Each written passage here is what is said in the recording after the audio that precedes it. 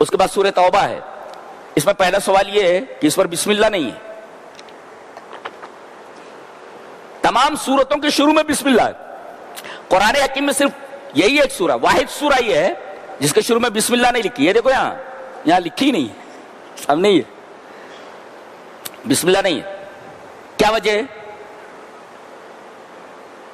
قال علی بن ابی طالب رضی اللہ تعالیٰ عنہ، حضرت علی ابن ابی طالب کہتے ہیں، حضرت علی آپ کے داماد محترم کیا فرماتے ہیں؟ البسملۃ امان وبراءۃ، یعنی سورۃ التوبۃ نزلت بالسیف فلذلک لم تبدأ بالامان. حضرت علی فرماتے ہیں کہ بسم اللہ کے اندر امان ہے، اس لیے کہ اللہ فرما رہا ہے میں رحمان اور رحیم ہوں، تو جو رحمان اور رحیم ہو وہ امن دیتا ہے. تو اس سورہ کریمہ کے شروع میں بسم اللہ الرحمن الرحیم کیوں نہیں ہے؟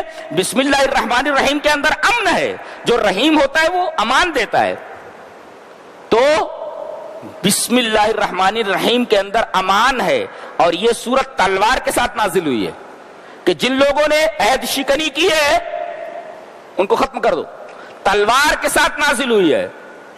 اب ظاہر ہے کہ یہاں امان کا کوئی موقع ہی نہیں ہے، لہذا اللہ تبارک و تعالیٰ نے اس سورہ کریمہ کے شروع میں بسم اللہ نازل نہیں فرمایا، اس لیے کہ یہ سورت تلوار کے ساتھ نازل ہوئی ہے.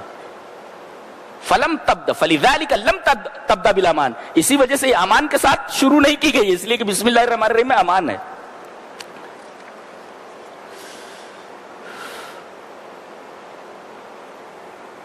اس سے کوئی یہ نہ سمجھ جائے جیسے کہ آج کل لوگوں کے ذہن کو خراب کیا جا رہا ہے کہ قرآن حکیم میں یہ کہا جا رہا ہے کہ جہاں بھی کافروں کو پاؤ، مشرکین کو پاؤ، قتل کرو. لوگوں کے ذہنوں میں یہی ڈالا جا رہا ہے. اصل میں یہ حکم ایک خاص وقت کے لیے ہے اور اس کا ایک خاص سبب ہے. مکہ والوں کے ساتھ جو مسلمانوں کا عہد و پیمان ہوا تھا، ان لوگوں نے وہ عہد و پیمان توڑ دیا تھا جی. اور ایک خاص وقت میں ان کو قتل کرنے کے لیے کہا گیا. کب؟ فَإِذَا انْسَلَخَ الْأَشْهُرُ الْحُرُمُ، جب حرام کے مہینے گزر جائیں فَاقْتُلُوا الْمُشْرِكِينَ، تو مشرکین کے قتل کرو. تو یہ مشرکین خاص ہیں جنہوں نے عہد کو توڑا ہے، اور یہ وقت بھی خاص ہے. جب حرام کے مہینے گزر جائیں تب ایسا کرو.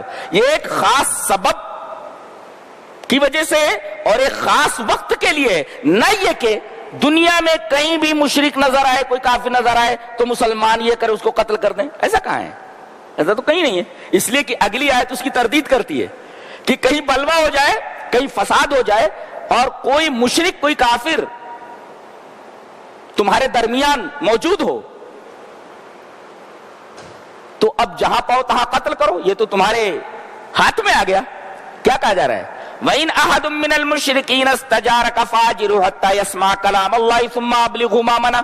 کہا جا رہا ہے کہ کوئی مشرک پناہ طلب کرے تم سے تو اسے پناہ دے دو، اپنے گھر میں رکھو، اس کو کھلاؤ پلاؤ، فَأَجِرْهُ، اسے پناہ دے دو. یہ دیکھو، اس لیے کہ اگر وہ معنی لے لیا جائے جو پھیلایا جا رہا ہے تو اگلی آیت اس معنی کی تردید کر رہی ہے. اگر جہاں پاؤ وہاں قتل کر دو تو یہاں تو کہا رہا ہے اسے پناہ دے دو. اور حتی یسمع کلام اللہ، یہاں تک کہ وہ اللہ کے کلام کو سنے. اگر اللہ کے کلام کو سن کر کے مسلمان ہو جاتا ہے تو فبہ، بہت اچھی بات ہے. ثم ابلغوا ما منا، نہیں مانتا تو امن کیمپ میں پہنچا دو. امان کے ساتھ جہاں امن کیمپ ہے وہاں لے جا کر کے پہنچا دو. دیکھو، اسے تکلیف دینے کی اجازت نہیں ہے. اچھا، یہاں کلام اللہ کو سننے کی بات کہی گئی ہے. جہاں ٹھہراؤ وہاں قرآن حکیم پڑھا جاتا ہو. ایک مفسر نے بہت اچھا لکھا ہے کہ ہدایت کا سب سے بڑا سبب اور ہدایت کا سب سے بڑا ذریعہ قرآن حکیم ہے. اللہ، تبھی تو کہا گیا کہ اس کو اپنے پاس رکھو، کھلاؤ پلاؤ، اور تاکہ وہ قرآن سنے. قرآن سننے سے اسے ہدایت مل سکتی ہے. دیکھو، اس کا مطلب سب سے بہترین ہدایت کا ذریعہ قرآن حکیم ہے. اور جیسے مسلمانوں کے لیے ویسا غیر مسلموں کے لیے بھی.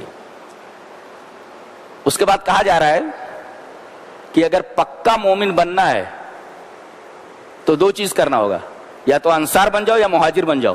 اللہ نے فرمایا والذین آمنوا وہاجروا وجاہدوا فی سبیل اللہ والذین آووا ونصروا اولئک هم المؤمنون حقا.